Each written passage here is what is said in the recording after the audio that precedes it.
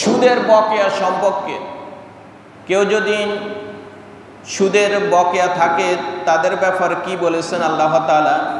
এই আয়াতটা নাজিলের কারণ হচ্ছে বনি সাকিব গোত্রের আমর বিন উমাইর রাদিয়াল্লাহু তাআলা একজন সাহাবী ছিলেন। তিনি সুদের কারবারে, জাহিলি জমানায় তিনি সুদের কারবারের সাথে জড়িত ছিলেন।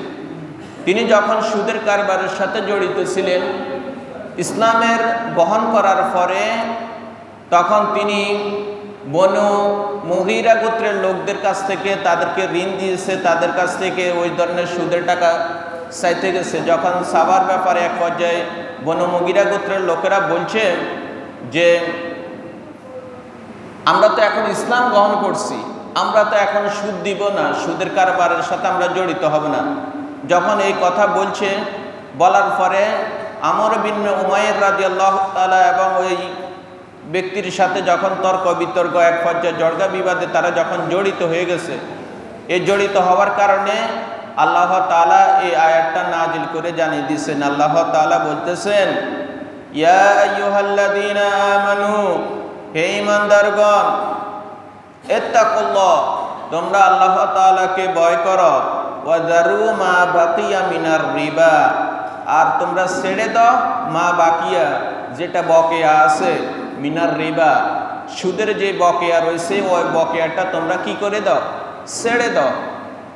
ইতিপূর্বে সুদের টাকা দ্বারা তোমরা যে সমস্ত সম্পদ এখনো মানুষের কাছ থেকে পাও না, সুদের এখনো অনেক টাকা তোমরা অনেকের কাছ থেকে পাও না, এই বকেয়া টাকাগুলা আল্লাহ তাআলা ছেড়ে দেওয়ার জন্য বলতেছে যে তোমরা এই সুদের বকেয়া এগুলা দাবি করিও না, কারো কাছ থেকে যদি ফানা থাকো তাহলে তোমরা সেটা নিও না।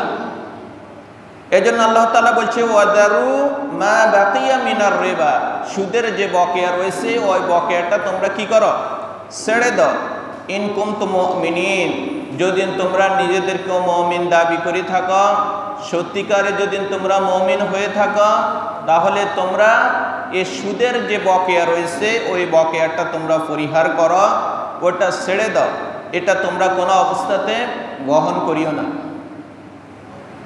এরপরে আল্লাহ তাআলা বলতেছেন, ফাইল্লাম তাফআলু, এরপরও যদি তোমরা এই ধরনের কাজে লিপ্ত হও, আমি তোমাদেরকে সতর্ক করার পরও যদি তোমরা এইভাবে সুদের কারবারে লিপ্ত হও, সুদের কারবারের সাথে যদি জড়িত হয়ে যাও, আল্লাহ তাআলা বলতেছেন, ফাযানু বিহারবিম মিনাল্লাহি ওয়া রাসূলিহি, তাহলে ফাযানু, তোমরা শুনে রাখো, বিহারবিম মিনাল্লাহি ওয়া রাসূলিহি, আল্লাহ এবং আল্লাহ রাসূলের সাথে যুদ্ধ করার জন্য তোমরা প্রস্তুত হয়ে যাও।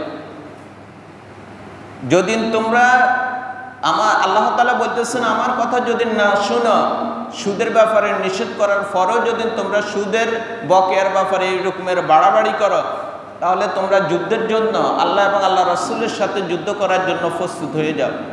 এখন আল্লাহ তাআলা এখানে কি বুঝাইছেন যে আল্লাহ আল্লাহ রাসূলের সাথে কিভাবে যুদ্ধ করব? এর দ্বারা মূলত বোঝানো হচ্ছে পরকালে যারা সুদ খাইবে তাদেরকে আল্লাহ আল্লাহ রাসূলের মুখামুখি দাঁড় করানো হবে। তারা সেই দিন আল্লাহ তাআলার সামনে এই রকমের কোনো শক্তি সামর্থ্য কি রাখবে কিনা যে আল্লাহ আল্লাহ রাসূলের বিরুদ্ধে যুদ্ধ করে তাদের যে সুদের যে টাকা পয়সা সেটা বৈধতা দিবে বা এর দ্বারা তারা নাজাত পাইবে, এরকমের কারোর কোনো শক্তি ক্ষমতা আছে কিনা?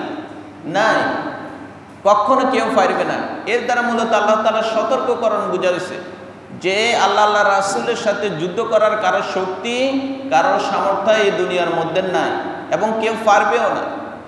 এই জন্য আল্লাহ তাআলা মূলত এখানে সতর্ক করিয়ে কথাটা বলতেছেন, ফাযানু, তোমরা শুনে রাখো, বিহারবিম মিনাল্লাহি ওয়া রাসূলিহি, আমি নিষেধ করার পরও যারা সুদের কারবারের সাথে এভাবে জড়িত হবে, আবারও সুদের ওই বকেয়া টাকার জন্য মানুষকে ফিটাফিটি করবে, তাহলে সে আল্লাহ এবং আল্লাহ রাসূলের সাথে যুদ্ধ করার জন্য যাতে প্রস্তুত হয়। তবে আল্লাহ তাআলা একটু সুযোগ দিয়ে বলতেছেন, ওয়াইন তুবতুম, যদি তোমরা তওবা করো, ফালাকুম রুউসু আমওয়ালিকুম, তাহলে তোমাদের জন্য থাকবে তোমাদের সম্পদের মূলধন। যদি তোমরা তওবা করে ফিরে আসো তাহলে ঠিক আছে, যে টাকা তোমরা ঋণ দিছ ওই মূল টাকাটা তোমরা ফেরত নিতে পারবে। কিন্তু এর সাথে 1 টাকাও তোমরা বৃদ্ধি করে নিতে পারবে না।